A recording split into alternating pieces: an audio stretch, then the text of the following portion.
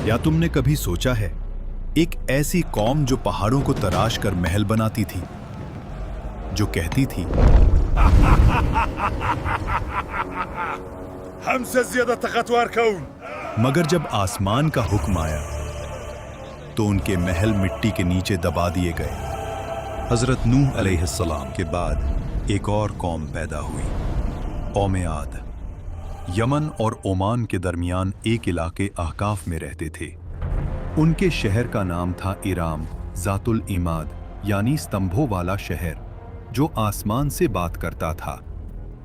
उनके बदन पहाड़ों की तरह मजबूत, कद बादलों को छू लेते और उनका गुरूर आसमान को चीर देता था। वो कहते, हम ही जमीन के वारिस हैं और हमेशा रहेंगे। अखाफ की रेत में उनके शहरी इलाके दूर दूर तक फैले हुए थे। उनके घोड़ों के पांव से जमीन गूंजती थी। रात को उनके चिरागों की रोशनी दूर तक चमकती, गोया उनका शहर जमीन पर कोई ताज हो।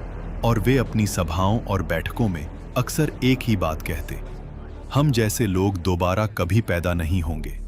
उनके बच्चे भी छोटी उम्र में पत्थर उठाकर अपनी शक्ति दिखाते और बुजुर्ग गर्व से कहते, हमारे बच्चे भी पहाड़ों को झुकाने वाले हैं।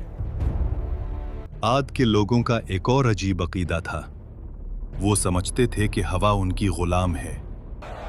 उनके जवान कभी वादी के दरमियान खड़े होकर दोनों हाथों को पहलाते और अपने आप से कहते, देखो, हवा हमारे जिस्म की पैरवी करती है। बुजुर्ग लोग अपनी नशिस्त महफिल में फख्र से कहते, हमारे बाप दादा हवा का रुख बदल देते थे, हमें कौन रोक सकता है? वो लोग जब तूफान को दूर से आता देखते तो हंसकर कहते, हवा हमारे साथ है, ये हम पर नहीं, हमारे दुश्मनों पर पड़ेगी। लेकिन उन्हें क्या पता था कि आने वाली हवा उनकी सबसे बड़ी दुश्मन बन चुकी है। आद के लोग सिर्फ लंबे नहीं थे, उनकी जिस्मानी बनावट आम इंसान से कई गुना बड़ी थी।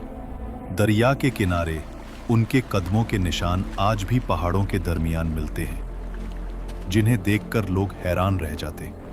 उनके घरों के दरवाजे इतने ऊंचे होते कि एक घोड़ा और सवार दोनों सीधा अंदर जा सकते, और उनके बर्तन पत्थर के बने हुए, इतने बड़े कि एक बर्तन में पूरा खानदान का खाना पक जाए। समय बीतता गया, घमंड बढ़ता गया, वक्त गुजरता गया और उनका तकब्बुर बढ़ता गया। फिर अल्लाह ने अपना नबी भेजा, हजरत हूद अलैहिस्सलाम, जो कहने लगे, ऐ मेरी कौम, सिर्फ अल्लाह की इबादत करो, उसके सिवा कोई माबूद नहीं। खुद क्या तू चाहता है हम अपने बाप दादा के मजहब छोड़ दें? हम ताकतवर हैं, हमें कोई छो नहीं सकता। हजरत हूद अलैहिस्सलाम ने फिर कहा, मैं तुम्हें उस अजाब से डरा रहा हूँ जो तुम सोच भी नहीं सकते। लेकिन जिन दिलों में गुरूर भर जाए, वहां नसीहत पत्थर से टकराकर टूट जाती है। हजरत हूद अलैहिस्सलाम रोज उनके बाजारों, उनके महलों, उनके दरवाजों के पास जाकर आखिरी दावत देते। कभी उनके सरदार हंस के कहते, हूद, तेरी बात में दम होता तो हमारे महल कब के गिर चुके होते। कभी कोई बच्चा उनकी आवाज का मजाक उड़ा देता और कुछ लोग उन्हें देखकर रास्ता बदल लेते, कहीं उन्हें अल्लाह का खौफ उनकी आंखों में भर न जाए। एक दिन हूद अलैहिस्सलाम उनकी असेंबली में गए, जहां उनके सरदार सोने के तख्तों पर बैठे थे। हूद अलैहिस्सलाम ने कहा, अल्लाह की बनाई हुई कुदरत का निजाम देख लो, तुम्हारी ताकत कुछ भी नहीं। मगर उनके सरदार हंस पड़े। ये छोटे वादे बंद कर, अगर अजाब आता है तो हम अपनी ताकत से उसे रोक लेंगे। अजाब से कुछ दिन पहले आद की वादी में एक अजीब मंजर हुआ। रात को आसमान में एक गहरी गूंज सुनाई दी। न बादल गरजा, न बिजली चमकी, मगर वादी में ऐसे लगा जैसे कोई दूर से पुकार रहा हो। आद के लोग इस आवाज को सुनते और आपस में कहते, यह तो पहाड़ों की आवाज है। हजरत हूद अलैहिस्सलाम जो कहने लगे, ये रहमत की पुकार नहीं, ये तंबे है। दूसरी रात जमीन हल्की सी हिली, मगर इतनी कम कि सिर्फ जानवर बेचैन हुए। देखो, इंसान हंस पड़े। ज़मीन भी हमारी ताकत से डरती है। उन्हें नहीं पता था ये जमीन का आखिरी एतराज था। फिर आया अल्लाह का फैसला। सबसे पहले उन पर कहत आया।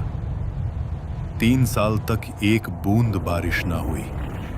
नदियां सूख गईं, बाग जल गए, जमीन पत्थर बन गई। लोग आसमान की तरफ देखते रहे, कब बारिश आएगी। लेकिन आसमान से जवाब आया, खामोशी। पहले साल उन्होंने कहा, ये तो मामूली सा मसला है, हम ताकतवर लोग हैं। दूसरे साल प्यास ने उनकी जुबानें सुखा दी। खाली मटके दीवारों से टकराते, जानवर प्यास की वजह से गिरने लगे। तीसरे साल आद की जमीन से वो हंसी, वो फक्र, वो आवाज ही गुम हो गई जो कभी आसमान को टकराने का दावा करती थी। और जब लोग हूद अलैहिस्सलाम के पास आए तो वो उन्हें देखकर रोए नहीं, बस इतना कहा, अब अजाब का वक्त करीब है। फिर एक दिन 3 बादल नजर आए, एक लाल, एक सफेद और एक स्याह। आसमान से फरिश्ता पुकारा, ऐ कौम आद, इनमें से एक बादल चुनो। सरबराहों ने हंसकर कहा, काला बादल, उसमें पानी है, रहमत है। मगर उन्हें क्या पता, उस बादल में रहमत नहीं, कहर छुपा था। आसमान स्याह हो गया, हवा ठंडी हुई, लोग नाचने लगने, चिल्लाने लगने। देखो, बारिश आ गई। लेकिन वो पानी नहीं था, अजाब का तूफान था। पहला झोंका आया, धूल और पत्थर उड़ गए। आंधी के हर झोंके में उन्हें लगता कि हवाएं उनका नाम मिटा रही हैं। दूसरा झोंका, पेड़ गिर गए, जानवर उड़ गए। उनकी सारी मूर्तियां, उनका सारा फख्र, उनके बाग, उनका शहर, सब हवा में बिखर रहा था।